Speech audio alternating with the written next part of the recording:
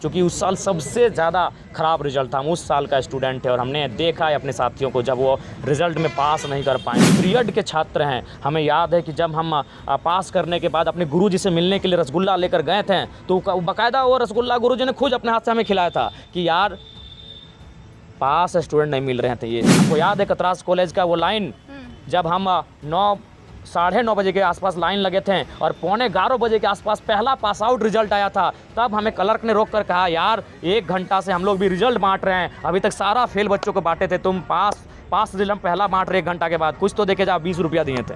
Interest होता है आपको ड्रीम गर्ल कभी मिली वगैरह वैसा कुछ? देखिए, अगर आपके 2 व्यक्ति के बीच अगर कुछ आपसी बातचीत हुई है, टेलीफोन में हुई है, मैसेज में हुई है, चैट्स में हुई है, वो राइट टू प्राइवेसी का उसको आप सार्वजनिक नहीं कर सकते हैं। तो जो लोग सार्वजनिक करते हैं उन पे भी कानूनी कार्रवाई होनी चाहिए। आखिर क्यों टाइगर जयराम महतो को बदनाम करना चाहते हैं लोग? आखिर क्यों टाइगर जयराम महतो से बात करके उनके कॉल को रिकॉर्ड करके गलत तरीके से पेश करके उनको बदनाम करने की साजिश रची जाती है? आखिर क्यों? अरे टाइगर जयराम महतो में ऐसी क्या कमी दिख जाती है जो उसको फंसाने के लिए, उसको बदनाम करने के लिए, उसके पार्टी को बर्बाद करने के लिए कुछ भी करने को तैयार हो जाते हैं लोग? आखिर क्यों? अरे एकमात्र ऐसा विधायक है टाइगर जयराम महतो, मैं मानता हूं, मैं समर्थन करता हूं, उसके पीछे का वजह है टाइगर जयराम महतो हर एक मुद्दे पर मुखर प्रखर रहते हैं, हर एक मुद्दे को बारीकी से समझते हैं, उस पर जवाब देते हैं। बिना मतलब का कोई किसी के पीछे नहीं भागता है। अगर टाइगर जयराम महतो के पीछे आज दुनिया है, उनको फॉलो करती है, उनका समर्थन करती है, उनका सपोर्ट करती है, तो उनके अंदर कुछ बात है, इसलिए लोग उनके साथ है। लेकिन क्यों टाइगर जयराम महतो को बदनाम किया जाता है? आखिर क्यों?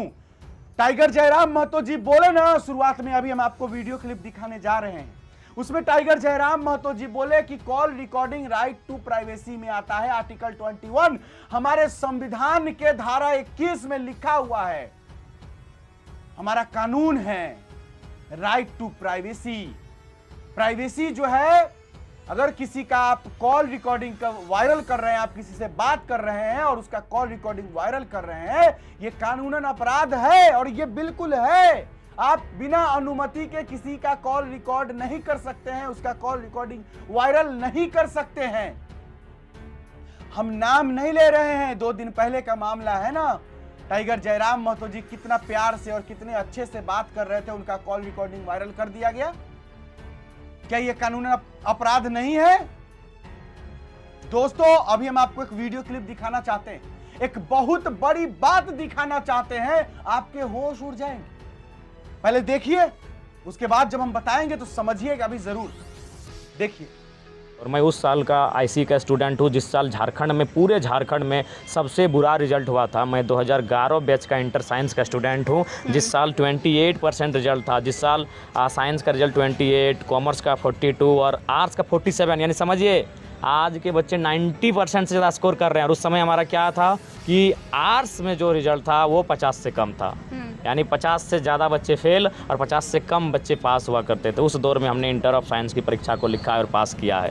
तो हमने देखा है लगभग दर्जनों की संख्या में बच्चों ने सुसाइड किया था।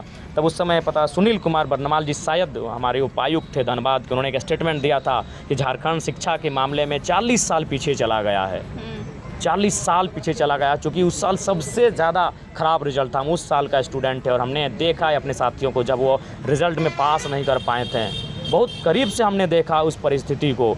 पहली बार उस समय झारखंड में एक सब्जेक्ट में 10 नंबर का ग्रेस नंबर आया था और 2 सब्जेक्ट में 5-5 नंबर का ग्रेस मार्क आया था कि अगर आप 2 सब्जेक्ट में फेल हैं 5-5 नंबर से तो आपको पास किया जाएगा, और यदि आप एक सब्जेक्ट में फेल हैं तो आपको 10 नंबर से पास किया जाएगा। ये हमारे हम उस पीरियड के छात्र हैं। हमें याद है कि जब हम पास करने के बाद अपने गुरुजी से मिलने के लिए रसगुल्ला लेकर गए थे तो बाकायदा वो रसगुल्ला गुरुजी ने खुद अपने हाथ से हमें खिलाया था कि यार पास स्टूडेंट नहीं मिल रहे थे। ये स्थिति है। हमको याद है कतरास कॉलेज का वो लाइन, जब हम 9:30 बजे के आसपास लाइन लगे थे और 11:15 बजे के आसपास पहला पास आउट रिजल्ट आया था। तब हमें क्लर्क ने रोक कर कहा, यार 1 घंटा से हम लोग भी रिजल्ट बांट रहे हैं, अभी तक सारा फेल बच्चों को बांटे थे, तुम पास रिजल्ट पहला बांट रहे 1 घंटा के बाद, कुछ तो देखे जाओ। 20 रुपया दिए थे। हमको लम्हा याद है। हमारे कॉलेज में रिजल्ट और भी 15% से भी नीचे था हमारे पूरे कॉलेज में, यानी 85 से ज़्यादा बच्चे फेल हुए थे और 15 से कम बच्चे पास हुए थे। उस दौर के रिजल्ट को हमने देखा है, तो इसलिए हमको मालूम है कि उसके बाद परिस्थिति क्या होती है, घर की स्थिति क्या होती है। इसलिए मैंने कहा कि अगर ऐसे बच्चे हैं तो उन्हें हाथों-हाथ होने की आवश्यकता नहीं है। वो मन को मजबूत करें, वो मानसिक रूप से अपने आप को ताकतवर बनाएं। अगर आर्थिक रूप से अगर पिछड़ रहे हैं तो जरा तो फिर उनका विधायक उनके साथ खड़ा रहेगा। जवानी में बहुत दोस्त होती है, आप मंच पर आज टीनेज की बात कर रहे थे। बच्चे जो हैं मामूली से अट्रैक्शन को भी प्यार समझ लेते हैं, फिर गलत कदम उठाते हैं। नहीं, हमने स्पष्ट कहा। देखिए एक बात है मल्लिका जी, स्पष्ट जान लें, ये प्रेम, इसको अगर कोई आसमान से कोई फरिश्ता आ जाए ना, किसी धर्म का रहे, कोई नहीं रोक सकता है। एक नर का एक नारी से प्रेम होगा, एक नारी का एक नर के साथ प्रेम होगा, लेकिन अनुशासन होना चाहिए, समय होना चाहिए, मर्यादा होनी चाहिए। चूँकि हम विधायक हैं और हम प्रत्येक तीसरे चौथे दिन देखते हैं कि एक बालक एक बालिका के साथ घर द्वार छोड़ के चला गया। उम्र क्या है? 18 साल, 20 साल, 17 साल, 16 साल, 10वां का 12वां का बच्चा है। तो चूंकि हम विधायक हैं और मॉडर्न ज़माना का विधायक हैं, हम शर्म नहीं करेंगे, हम लाज लज्जा नहीं करेंगे उन बातों को कहने से जिन बातों से समाज को नुकसान हो रहा है।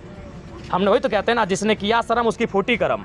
हम लजाते रह गए, हम शर्माते रह गए, अगला दिन दूसरा कांड हो गया।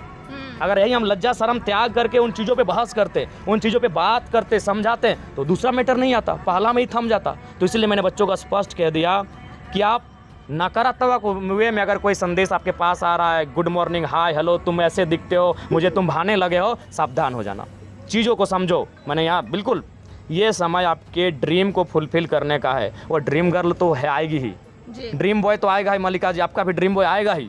वो कहीं होगा, किसी कोने में होगा।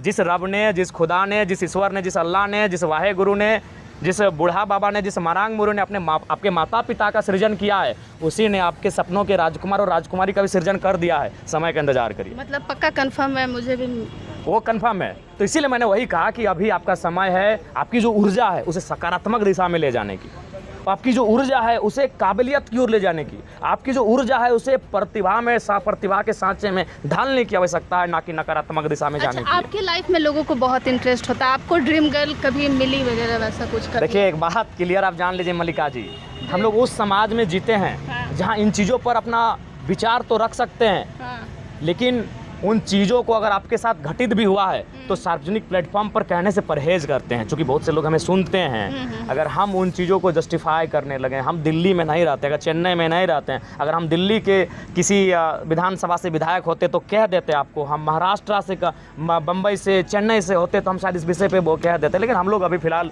अपना जो जीवन है, अपना जो ध्येय है वो जनता के लिए। एक आखिरी सवाल, जब आप इतने स्पष्ट तौर पर कह रहे हैं, प्यार में अब ब्लैकमेलिंग भी शामिल हो गया है, तस्वीर को लेकर, वीडियो को लेकर, इस तरीके से गंदगी मचाई जाती है। जी, ये थोड़ा सा बिल्कुल दुर्भाग्य है, लोगों को समझना चाहिए और विशेषकर उनसे तो हम यही आग्रह करेंगे कि किसी का माने किसी के साथ इस प्रकार का व्यवहार नहीं करना चाहिए। आप स्पष्ट बात करें, एक दूसरे के प्रति आप करीब आ रहे हैं, बातचीत हो रही है तो खुला शब्दों में बातचीत करें।